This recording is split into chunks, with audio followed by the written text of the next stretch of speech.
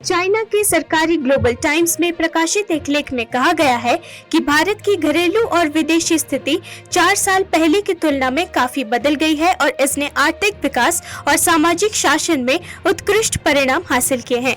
फ्यूडन university में centre for south Asian studies के निर्देशक जैंग जियोडंग द्वारा लिखे गए लेख में कहा गया कि भारत ने आर्थिक विकास में बड़ी उपलब्धियां हासिल की हैं और इसकी अर्थव्यवस्था ने गति पकड़ी है और सबसे तेजी से बढ़ती प्रमुख अर्थव्यवस्थाओं में से एक बनने की राह पर है। जियोडंग ने कहा कि उन्होंने हाल ही में 2 बार भारत का दौरा किया, जो 4 साल में उनकी पहली यात्रा है। उन्होंने कहा कि भारतीय प्रतिनिधियों के साथ बातचीत के दौरान चाइना विद्वानों के प्रति उनका रवैया कभी-कभी जिद्दी होने के बजाय अधिक सहज और उदारवादी था। उन्होंने कहा, अपने तीव्र आर्थिक और सामाजिक विकास के साथ भारत रणनीतिक रूप से अधिक आश्वस्त हो गया है और भारत कथा बनाने और विकसित करने में अधिक सक्रिय हो गया है। प्रधानमंत्री नरेंद्र मोदी की भारतीय जनता पार्टी ने दिसंबर में 3 प्रमुख राज्यों राजस्थान और छत्तीसगढ़ को कांग्रेस से छीन लिया, जबकि मध्य प्रदेश पर काफी अंतर से कब्जा कर लिया। हालांकि इस जीत से पार्टी के सदस्यों और समर्थकों में खुशी है, लेकिन इसे आगामी अंतरिम बजट में कम कल्याणकारी योजनाएं भी सामने आ सकती है। ये जीतें 2024 के लोकसभा चुनावों में भाजपा के लिए एक महत्वपूर्ण प्रोत्साहन के रूप में काम कर सकती है, जो 2018 में सभी 3 राज्यों में उनकी हार के बिल्कुल विपरीत है। जब नरेंद्र मोदी सरकार ने आम चुनावों से पहले 2019 में अपने पिछले अंतरिम बजट की घोषणा की, तो इसकी बड़ी घोषणाओं में किसान समर्थक आय सहायता और श्रमिकों के लिए पेंशन योजनाएं, कर राहत के माध्यम से भारत के मध्यम वर्ग को पूरा करना शामिल था। हालांकि इस बार अंतरिम बजट में बड़े पैमाने पर लोकालुबान उपायों के विपरीत राजकोषीय घाटे को कम करने का प्राथमिकता दी जा सकती है। केंद्रीय सहकारिता मंत्री अमित शाह ने गुरुवार को किसानों से आयात पर निर्भरता कम करने के लिए बड़े पैमाने पर दालों की खेती करने का आग्रह किया। उन्होंने उन्हें आश्वासन दिया कि दोनों सहकारी समितियां national agricultural cooperative marketing federation of India limited NAFED और national cooperative consumers federation of India limited NCCF न्यूनतम समर्थन मूल्य या बाजार मूल्य पर उपज खरीदेंगे। श्री शाह ने एक तुअर दाल खरीद पोर्टल का उद्घाटन किया, जिसके माध्यम से किसान पंजीकरण कर सकते हैं और अपनी उपज नाफेड या NCCF को बेच सकते हैं। उन्होंने कहा कि भविष्य में उड़द और मसूर किसानों के साथ साथ मक्का किसानों के लिए भी इसी तरह की सुविधा शुरू की जाएगी। मंत्री ने पोर्टल के माध्यम से तुअर की बिक्री के भुगतान के लिए 25 किसानों को प्रत्यक्ष लाभ हस्तांतरण के माध्यम से लगभग 68 लाख रुपए भी हस्तांतरित किए।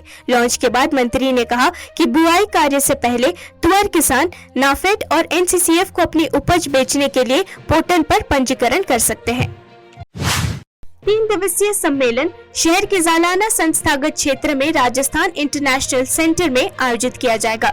आज से शहर में सुरक्षा व्यवस्था कड़ी की जा रही है। हाल के विधानसभा चुनावों में 200 सीटों में से 115 सीटें हासिल करने वाली भाजपा की जीत के बाद से यह शहर में मोदी की दूसरी यात्रा होगी।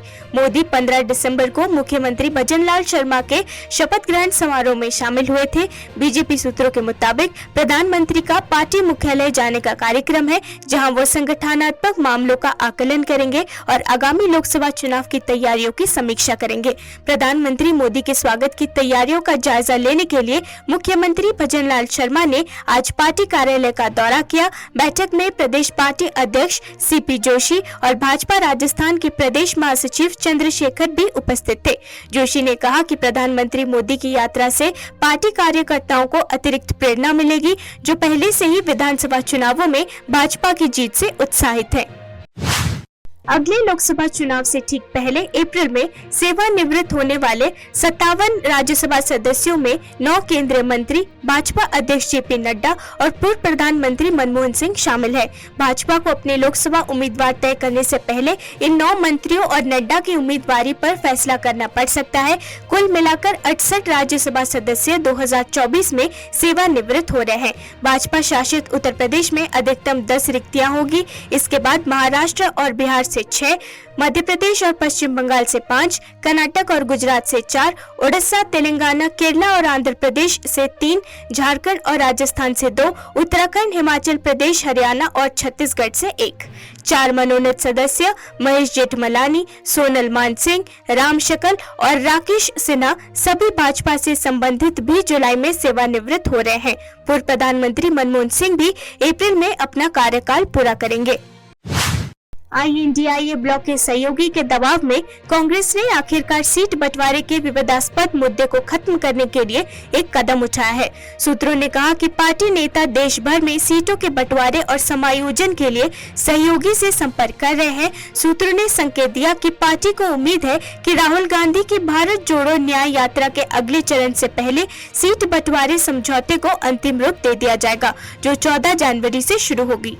विचार यह है कि मणिपुर से मुंबई यात्रा शुरू होने के साथ ही चुनाव प्रचार शुरू किया जाएगा। इस बात को ध्यान में रखते हुए उम्मीदवारों की सूची को भी जल्द ही अंतिम रूप दिए जाने की उम्मीद है। कांग्रेस का यह फैसला आज शाम दिल्ली स्थित पार्टी मुख्यालय में हुई बैठक से आया। दूसरी बैठक पार्टी प्रमुख मल्लिकार्जुन खड़गे के घर पर हुई, जहां राहुल गांधी के अलावा सीट बंटवारे पर मुकुल वासनिक की अध्यक्षता वाली समिति भी मौजूद थी।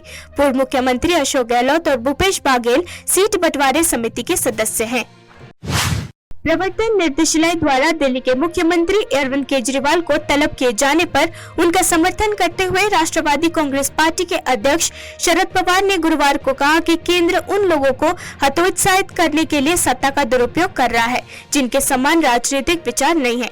पार्टी कार्यकर्ताओं को संबोधित करते हुए श्री पवार ने कहा कि केंद्रीय जांच एजेंसी ने झारखंड के मुख्यमंत्री हेमंत सोरेन को भी समन भेजा है और आशंका है कि उन्हें भी गिरफ्तार किया जा सकता है। श्री पवार ने दावा किया, अरविंद केजरीवाल को प्रवर्तन निर्देशालय के सामने पेश होने के लिए नोटिस जारी किया गया है। वो देश की राजधानी के मुख्यमंत्री है। दिल्ली में हर कोई जानता है कि वो साफ छवि वाले एक साधारण व्यक्ति है। अगर उन्हें गिरफ्तार कर लिया जाए तो कोई आश्चर्य नहीं होगा। इसका मतलब यानी सत्ता का दुरुपयोग कर समान राजनीतिक विचार न रखने वालों को हतोत्साहित करने का प्रयास किया जा रहा है। श्री केजरीवाल, जो आम आदमी पार्टी के राष्ट्रीय संयोजक भी है, कथित शराब घोटाले से जुड़े मनी लॉन्ड्रिंग मामले में पूछताछ के लिए प्रवर्तन निर्देशालय द्वारा अब तक 3 समनों में शामिल नहीं हुए हैं। विश्वसनीय सूत्रों के अनुसार एक रणनीतिक कदम के तहत नीतीश कुमार INDIA गठबंधन के लिए समन्वयक की भूमिका निभाने के लिए तैयार है। कांग्रेस के नेतृत्व में ये पहल आधिकारिक तौर पर घोषित होने के कगार पर है। सूत्र बताते हैं कि राहुल गांधी और पार्टी अध्यक्ष मल्लिकार्जुन खड़गे दोनों ने नीतीश कुमार को भारत के लिए अंतिम समन्वयक नियुक्त करने में महत्वपूर्ण भूमिका निभाई। कथित तौर पर गुरुवार दोपहर खड़गे, राहुल गांधी और नीतीश कुमार के बीच फोन पर बातचीत के दौरान इस फैसले को अंतिम रूप दिया गया। बातचीत के दौरान चर्चा भारत के समन्वयक के रूप में नीतीश कुमार की भूमिका और आगामी कार्यक्रमों के इर्द गिर्द घूमती रही, जो पार्टी की रणनीतिक योजनाओं के लिए एक व्यापक दृष्टिकोण का संकेत देती है।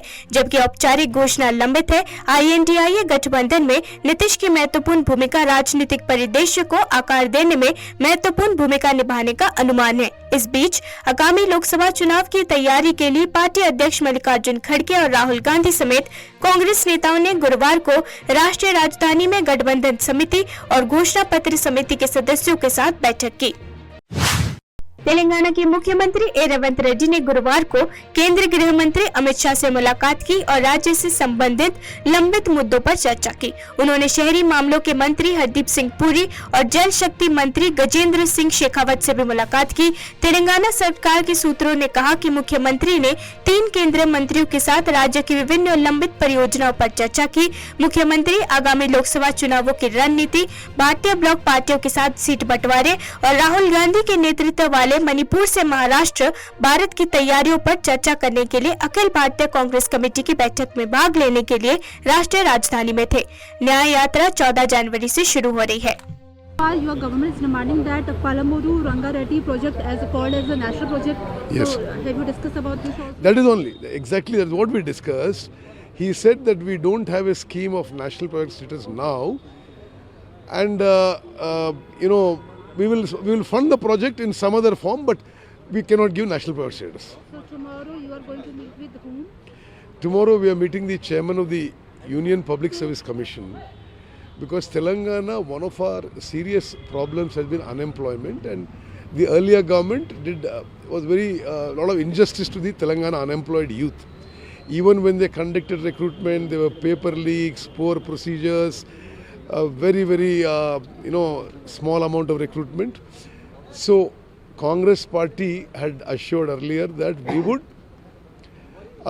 remodel the Telangana Public Service Commission on the lines of UPSC and do effective, very transparent recruitment process and procedure, To that end, the Chief Minister and myself, we are meeting the UPSC chairman in his office at 11 o'clock tomorrow.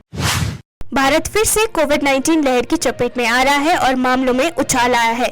इसके बीच America में Massachusetts institute of technology MIT के वैज्ञानिकों ने एक AI model विकसित किया है जो भविष्यवाणी कर सकता है कि कौन से SARS कोविड-2 वेरिएंट संक्रमण की नई लहर का कारण बन सकते हैं। AI प्रौद्योगिकी के कार्यान्वयन में से एक चिकित्सा क्षेत्र में है और वर्तमान मॉडल जो वायरल संचरण की भविष्यवाणी कर सकते हैं वो संक्रमण के भिन्न प्रसार की भविष्यवाणी नहीं करते हैं। मॉडल टीकाकरण और संक्रमण दर सहित 30 देशों के 9 मिलियन आनुवंशिक अनुक्रमों का विश्लेषण करता है। ये 3 महीनों में प्रति 10 लाख लोगों पर कम से कम 1000 मामलों का कारण बनने वाले 72.8% वेरिएंट का पता लगाता है। शोधकर्ता इस दृष्टिकोण को इन्फ्लुएंजा या एवियन फ्लू जैसे अन्य वायरस तक विस्तारित करने का सुझाव देते हैं।